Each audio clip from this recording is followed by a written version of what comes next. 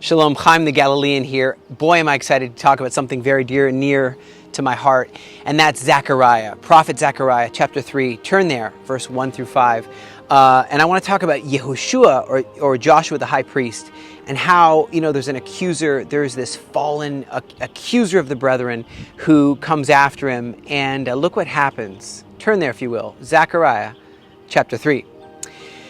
Verse 1. Then he showed me Yeshua, Joshua the high priest, standing before the angel of the Lord, and Satan standing at his right side to accuse him. Now, what kind of situation are we in today, and what were we then? Today, it's been 75 years, and we have returned home to the promised land. Still people accuse Israel. Still people wonder at the miracle that God's done. Then it was 70 years of captivity, and 42,000 people or so returned back to Eretz Israel, land of Israel, from Babylon, from captivity. And you have the Edict of Cyrus, and you have Ezra and Nehemiah, and so on. And this was a small percentage of the Jews. A lot, still stayed there. And among the Jews that returned was Yeshua the high priest, Zerubbabel, Ezra, and Nehemiah. Each leader represented a separate responsibility in the restoration of Israel. Joshua, Yeshua the high priest, oversaw the temple, house of prayer, the place of the resting place where God placed his name, where the glory of the Lord was being revealed. Zerubbabel was a politician, a leader, he's a builder, and Ezra was also a man restoring the tradition of the scriptures, amongst other things, but he's opening up the Bible. He's looking for ways to really bring this nation back to the faith, back to like an Elijah, like a spirit of Elijah. And Nehemiah oversaw the supplies in the building. So many enemies are looking for opposition, looking for opportunities ways to attack, cracks in the armor, cracks in the wall. And of course the wall actually was in disrepair. And these four leaders were getting exhausted by their efforts to continually undermine Israel and their ability to restore Israel. And they needed people to lend a hand, to jump in the gap, stand in the gap, to come and help build the walls of the house of prayer. And they needed the land and hearts restored to this ancient future mystery of a land and people.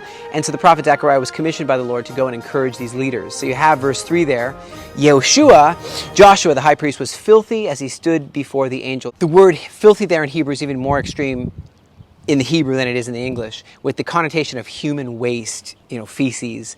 And even a minister, a leader, can become soiled through constant criticism and gossip and spiritual crisis and complaints and issues and circumstances and not trusting God, with finances, whatever. But this is a severe caution for leaders around the world. If you're a leader, listen up, because then you go to verse 4. The angel said to those who were standing before him, "Remove those filthy clothes." And he said to Yeshua, "See, I have taken away your sin, and I will put fine garments upon you." So he didn't say you're done, you're canceled, cancel culture. No, it's important to hear how this trans-dimensional, superhuman, immortal angel talks, and how the instructions he gets from the throne room of the king, that's all he can do, is the instructions he gets. And listen to the words. He says, not only for Zechariah, about the high priest, they're a word for each and every one of us. As we become soiled as priests, you become soiled. You need to be clean, cleansed. And everyone makes mistakes. The right thing to do is to address these mistakes, get cleansed, get new garments, address this, and march on forward in victory. Those around us must be careful also not to act as Job's friends or as an accuser of the brethren. The Lord helps. The Lord always helps his chosen righteous ones. So people need to be careful how they treat the anointed of the Lord. And so that's what happened, is an angel is sent in this vision. And it's interesting to note that the name Yehoshua, Joshua, and Yeshua are very much the same name, essentially, in their root, in their core. And he is also a high priest, just like Joshua the high priest was.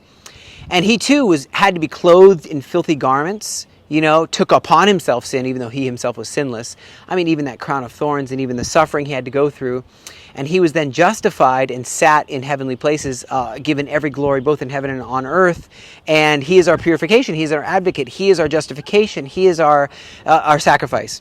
So let's go to verse 5. That's, again, Zechariah chapter 3, verse 5. And he says, "Put a clean turban on his head." They put a clean turban on his head, and he clothed him while the angel stood by. So a crown, a hat, a turban, it's symbolizing one's authority, one's role. It's like a signet ring of the prodigal kind of thing. Everyone has their own role, their own competence with the divine, their destiny, the tapestry they have to find, their weave and their part, how it fits with the full tapestry. We're called to fulfill that calling, and the Lord wants us to do it. The enemy wants us not to do it and tries to undermine it, tries to destroy it, but God will help us to fulfill what he intended for us. So I just pray that our walk can be one of getting through the filth, getting through the mud, getting through the mud bogs, the roadblocks, the landslides, the floods, and get into the pure garments, garments of righteousness, peace, calling, destiny, hope, fulfillment. Come on, you got it. You have this.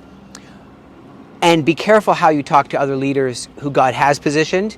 And have they gotten filthy, soiled with feces on them? Pray for them. God's going to deal with it. And for now, focus on yourself and what you must deal with. Righteousness.